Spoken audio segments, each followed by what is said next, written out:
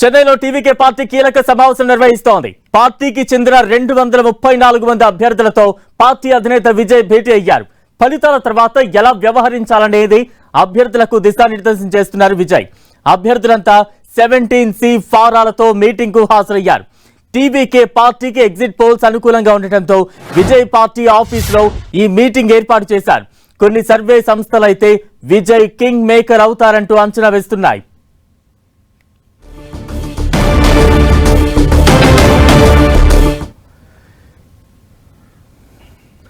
TVK party అధినేత తన అభ్యర్థులతో ఇప్పటికే సమావేశం నిర్వహిస్తున్నారు. తాజా అప్డేట్స్ అందించేందుకు ప్రతినిధి మురళి సిద్ధంగా ఉన్నారు. మురళి,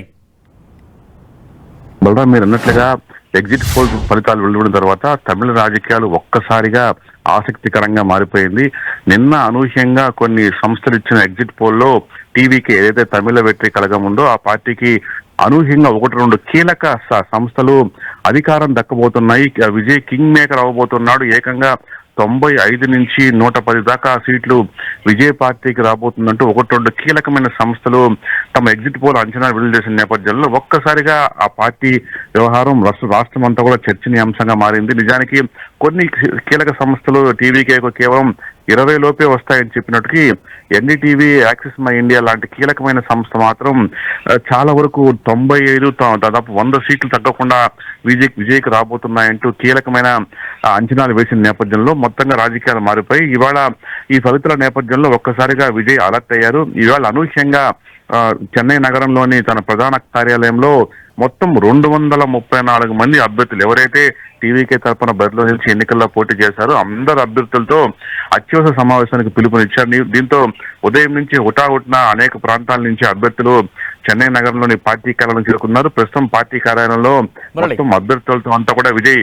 సమావేశం నిర్వహిస్తూ ఉన్నారు. అట్లాగే వారిని తీసుకొచ్చేటప్పుడు 17C ఫారం కూడా తీసుకొని రావడం జరిగింది. సాధారణంగా ఈ 17C అనేది పోలింగ్ అంతా ముగిసిన తర్వాత పోలింగ్ అధికారి ఆయా అభ్యర్థుల ఏజెంట్లకు అందిస్తారు. అంటే ఎన్ని ఓట్లు పోలైనాయి, మొత్తం ఎంతమంది అభ్యర్థి ఓట్లు ఉన్నాయి, ఎన్ని ఓట్లు పోలైనాయి, ఇలాంటి అంశాలతో కూడిన పూర్తి వివరాలు ఈ 17C ఫారం లో ఉంటుంది. కాబట్టి వచ్చే ప్రతి అభ్యర్థి కూడా మీ ఏజెంట్లకు ఇచ్చిన 17C ఫామ్ తీసుకొని మీటింగ్ రావాలని చెప్పడంతో మొత్తం అభ్యర్థులంతా కూడా ఈ 17C ఫామ్ తీసుకొని రావడం జరిగింది. అంటే ప్రధానంగా ఏ పోలింగ్ బూత్ల్లో ఏ నియోజకవర్గాల్లో ఎంత మేరకు పోలింగ్ నమోదైంది, గరిష్టంగా ఎక్కడైంది, తక్కువ ఎక్కడైంది, అలాంటి అనేక అంశాల మీద చర్చించడం కోసం విజయ్ ఆ మేరకు ఆ ఫామ్ తీసుకోవడం జరిగింది. అట్లాగే ఫలితాలు వెలువడే 4వ తేదీ, రానున్న 4వ తేదీలో ఆ రోజు ఎలా వ్యవహరించాలి, అభ్యర్థులంతా కూడా ఎక్కడెక్కడ అందుబాటులో ఉండాలి, లాంటి అనుక్షణం తనతో టచ్ లో ఉండాలని కూడా విజయ్ మొత్తం అభ్యర్థులకు కొంత దిశానిర్దేశం చేస్తూ ఉన్నారు. బలరాం, అంటే తమిళనాడు ఎన్నికల ఫలితాలకు సంబంధించి అయితే కొంత ఉత్కంఠ కనిపిస్తోంది. ఎగ్జిట్ పోల్స్ అంచనాలు కూడా మనం చూస్తూ ఉన్నాం.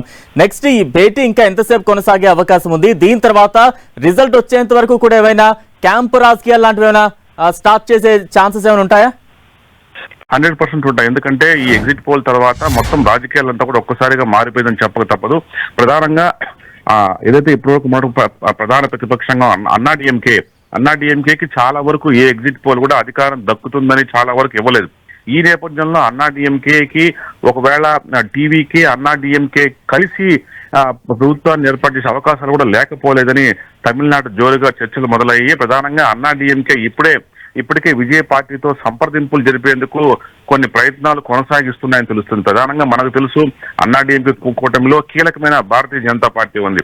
ఈ నేపథ్యంలో అటువైపు నుంచి వ్యవహారం చక్కబెట్టేందుకు విజయ్తో కొంత సంప్రదింపులు జరుపుతున్నారు. ఒకవేళ అన్నాడీఎంకే కానీ సీట్లు తక్కువ వస్తే టీవీకే అన్నాడీఎంకే రెండు కలిసి ప్రభుత్వాన్ని ఫామ్ చేసేలా ఇప్పుడే విజయ్ని లాక్ చేయాలనే ఉద్దేశంతో అన్నాడీఎంకే నేతలు తెలుస్తోంది. ఆ దిశగా కూడా కొంత చర్చలు జరుగుతున్నట్టుగా మనకు సమాచారం ఉంది. Balaram, right, thank you Murali.